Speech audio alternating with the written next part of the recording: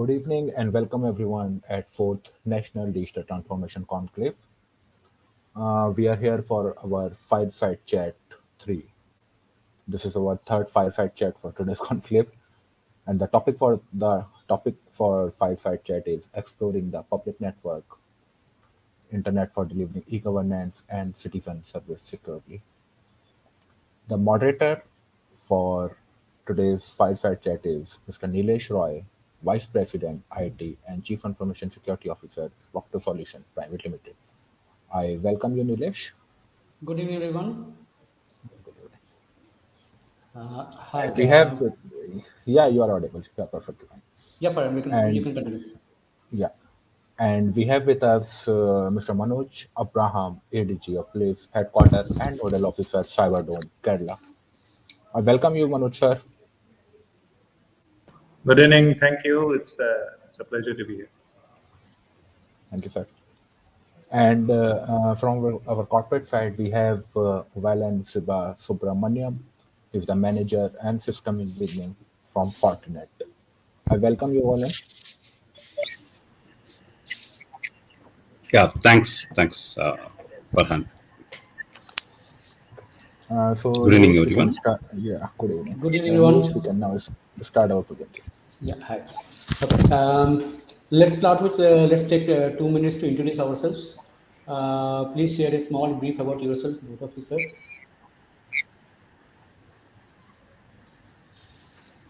Good evening. I'm Manoj Abraham. I'm the Additional Director of Police in Kerala Police. I look after basically all the police computerization initiatives in Kerala Police and all the e-services that are rendered to the citizens.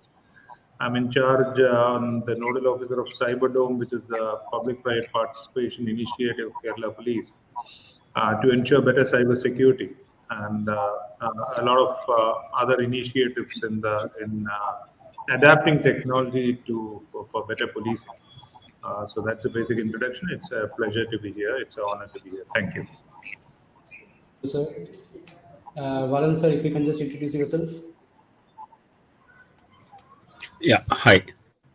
I'm from Fortinet, part of systems engineering team. I've been associated with Fortinet for past 15 years. I've been involved in designing critical deployments along with service providers, and now today associated with major IT initiatives and engagements across the country. We are proud to be associated with major government projects where they have been able to leverage latest technologies like SD-WAN and other security offerings that we carry. So I would be, it's a pleasure for me to be here amidst this audience. Thank you.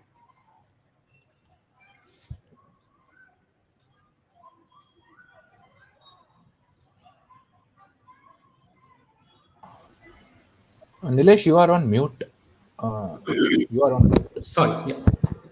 Okay. As for myself, I am Nilesh Roy. I'm currently working as a CISO and Vice President IT Ops with a company called Spocto, based out of Mumbai. I come with around 25 plus years of industry experience working out of various sectors, banking, service provider, manufacturing, and all. Okay, so let's take the discussion forward. Our topic for today is exploring the public network, that is internet, for delivering e-governance and citizen services securely. So, Manoj sir, what's your take? What are your thoughts on the transition from the, what are your thoughts on the particular topic? Thank you, Nilesh. Basically, e-governance or citizen-friendly services, citizen services on the internet has been the new concept in government, and that's of course the basic paradigm of citizen-friendly governance, as you call it.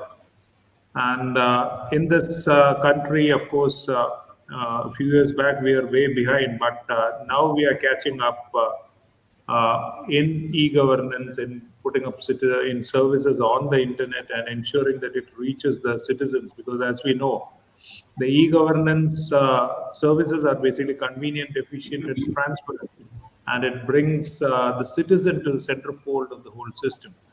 So when you talk of governance itself, it is basically a citizen-centric governance, and the e-governance or the internet brings forth the government services directly to the citizens, which really helps in governance and brings about a lot of a responsibility of the government in delivering these services.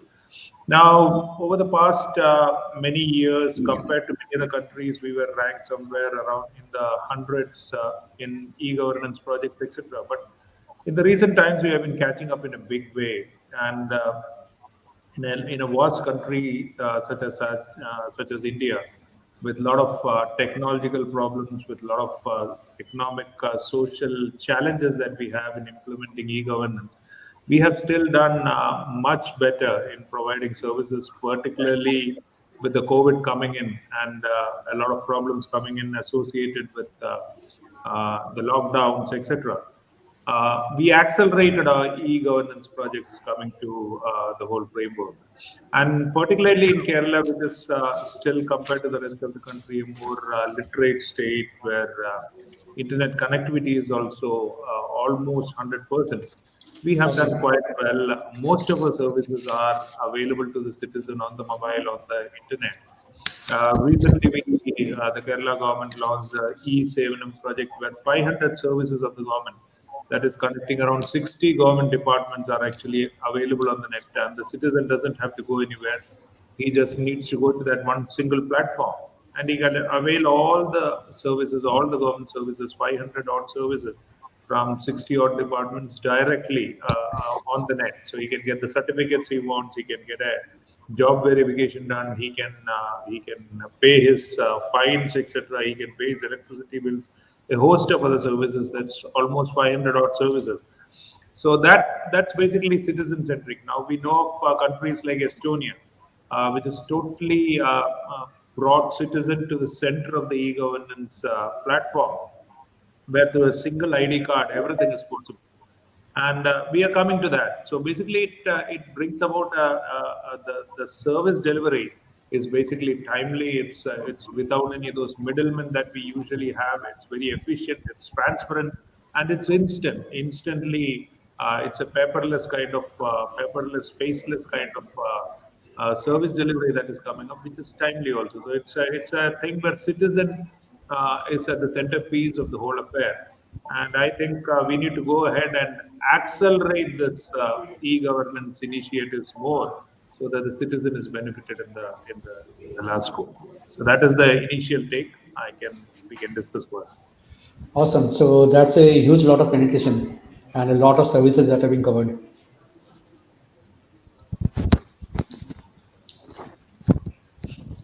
Am I audible?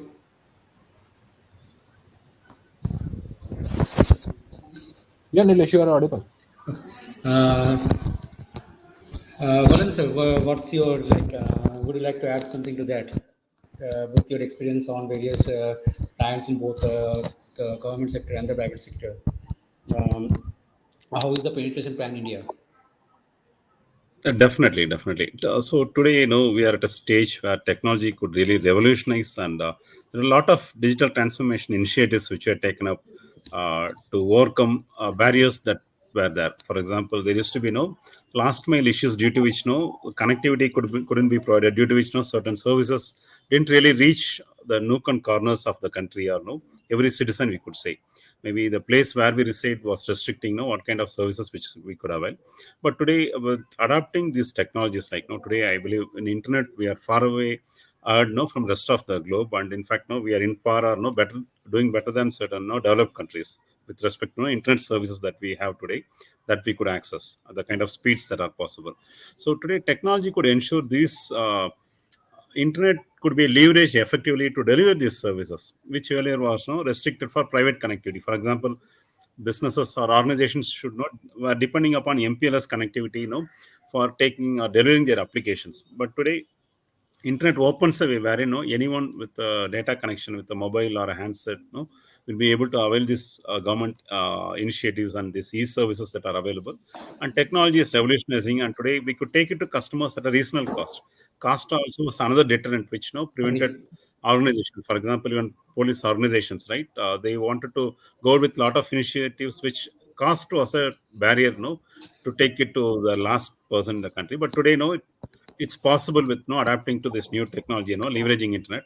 So that is a take. And Fortinet, we take pride in being part of this. Lot of government initiatives, we are part of them, ensuring that today the technology, the connectivity of different kinds could be clubbed, and we will be able to offer a secure service and take it to customers or our citizens as well, reducing the cost in the entire exercise.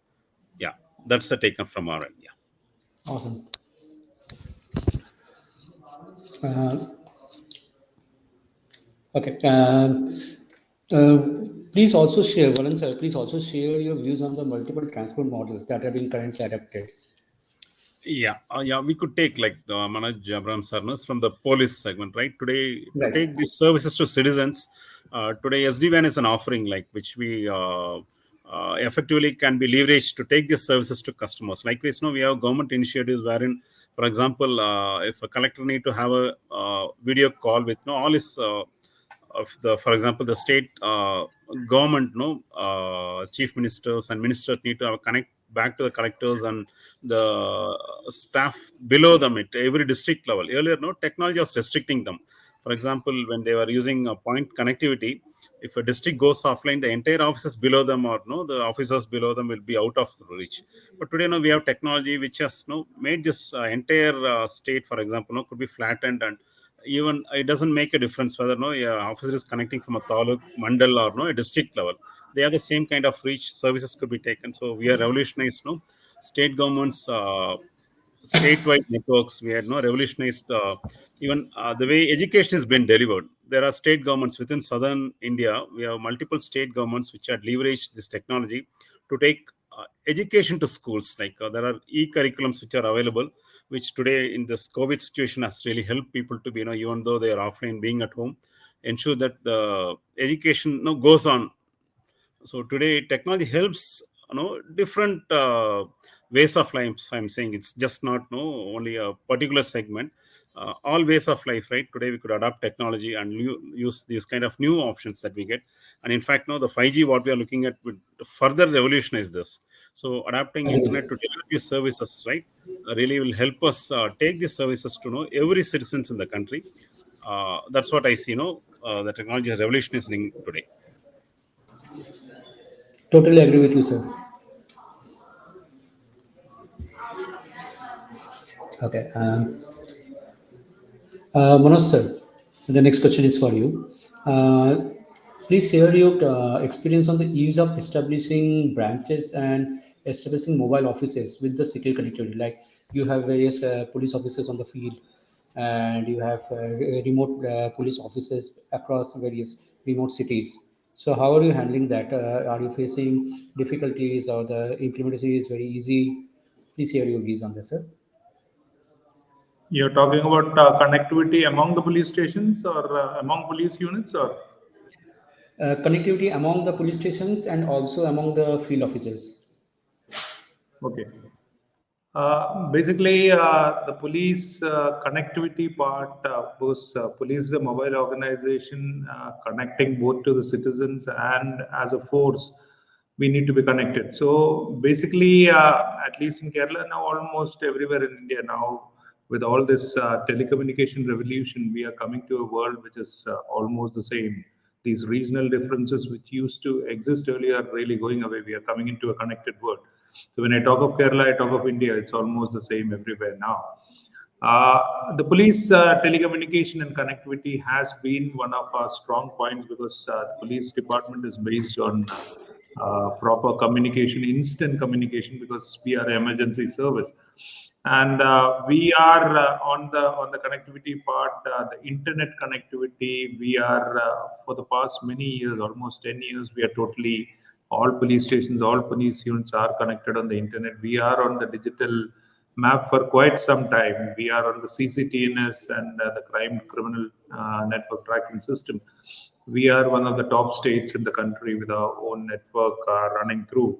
And most of our digital services are available online. As I mentioned earlier, also the policing services, most of them you get through our portal and through our POL app, which is the app which provides almost 33 services to the citizens online.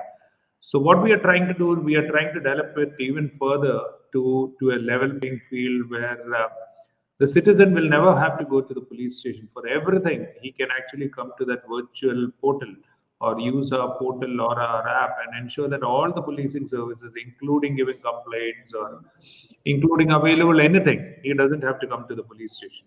So we are trying to build up that system where you can avail all the police services sitting at your homes, not coming to the Wow, police that's really station. awesome.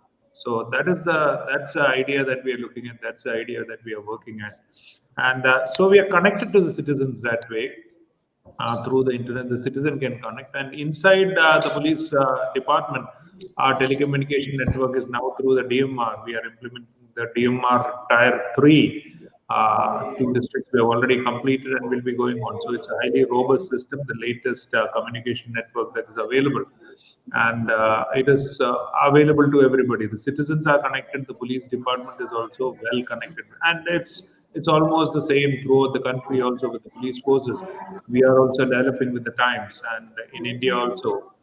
With the modernization of police forces coming in, it's the development part is the same everywhere. So that is how the system is currently going on. Wow, that's something really awesome. Like, imagine the police reaching out to the public state offline. Like, everything's available online right now. It's really awesome.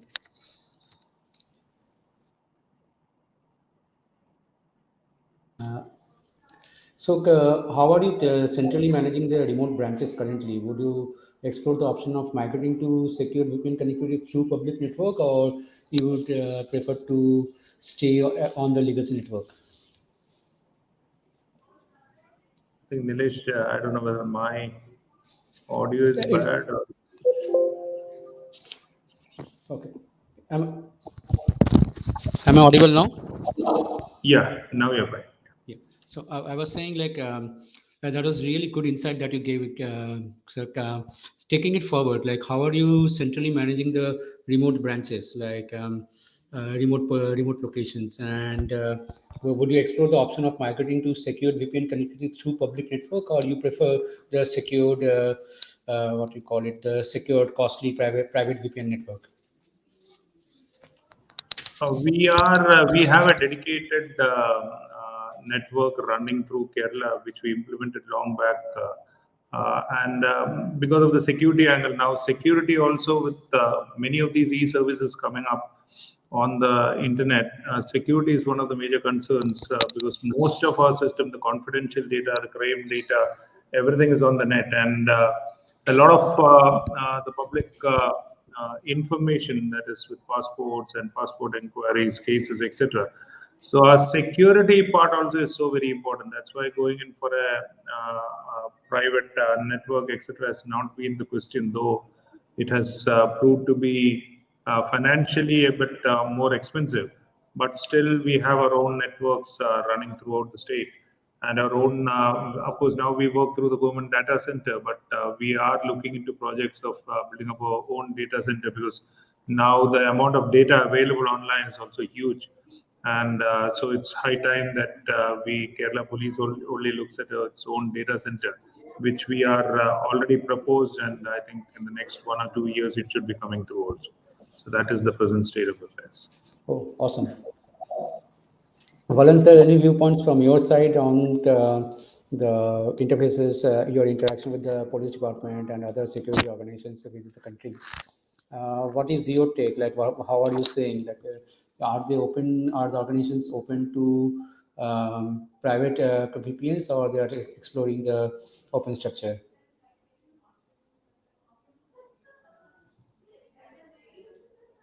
Sir, you're on mute. Sorry. Yeah. Today we see organization, even government organizations, right, actively adopting and embracing the new technology. For example, SD-WAN is a new offering which could club multiple kinds of transport layers. It could be costly MPLS traffic, or it could be internet bandwidth that's available. When I say internet, it could be leased line broadband, 3G 4G dongle, even worst case scenario, right, where there's no physical cable possible. Even today, we have a decent amount of bandwidth that is possible through wireless technologies. So today we have technologies like SD-WAN, which could club all of them together and give the same level of security that is needed. Like transport the complete data using a VPN tunnel, which makes it for customers and organization adopt these technologies and achieve whatever they were missing earlier. Even if they are ready to spend, there could not be feasibility for certain locations, due to which they are restricted to offer or take these services. And as Sir was mentioning, data to volume 2 has gone high today. You could get pictures or video clips which could be crucial for security agencies or even for other government organization. So in this scenario, making use of all possible transport options that is available, and also the upcoming 5G which we are looking upon.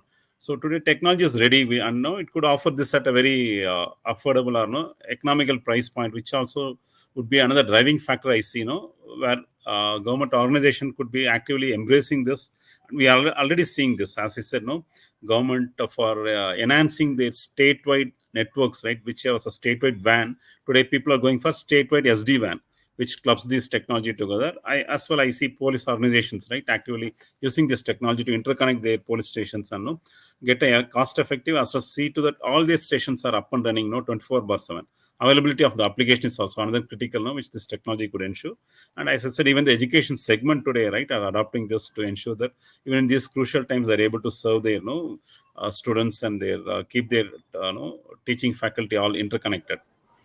So technology adoption, we are seeing, it's happening in a good, healthy way, and we'll see more of them in the coming days. Right. Thank you, both of you, sir. Thanks for your time. It was really nice interacting with both of you, and hope you have a nice evening.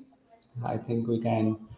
We had a really good discussion and a good amount of understanding, which was given by Manoj sir and Roland sir. So yes, Thanks, Nilesh. Thanks for your time. Thanks, sir. Thanks, Manoj sir. thank you. Thank you, Nilesh, for moderating this session. Thank you, Manoj sir, and thank you, Mr. Wallan. As a token of appreciation, we would like to present one speaker certificate. Farhan, you are not audible. Nice of you, Farhan. Thanks for that. Is it? Am I audible now? Yeah, you are audible now. Yeah, so as a token of appreciation, here is a speaker certificate of Mr. Subramaniam.